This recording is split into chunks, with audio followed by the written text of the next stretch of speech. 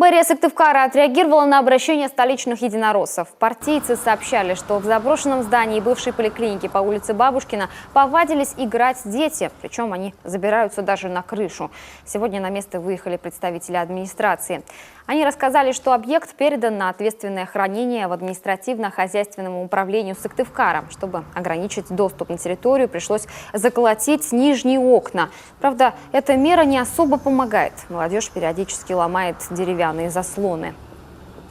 Начали залезать на кровлю.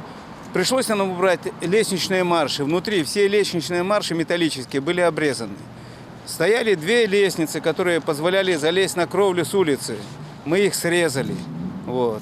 Продолжается все равно тоже хулиганство.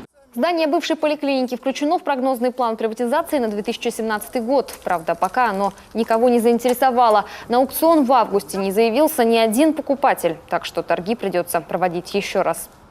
Мы очень стараемся для этого, чтобы здание обрело хозяина, наконец-то, да, и чтобы привели, скажем, в порядок и обеспечили безопасность. Тем временем единороссы уже не раз проводили рейды совместно с сотрудниками полиции. И детей в заброшенном здании встречали неоднократно.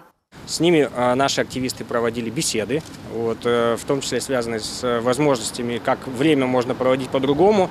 Насколько я знаю, у нас несколько детей, которые тогда попали в рамках этого рейда, они потом поехали в патриотический лагерь в Сыктывдинский район. То есть это фактически результат того рейда.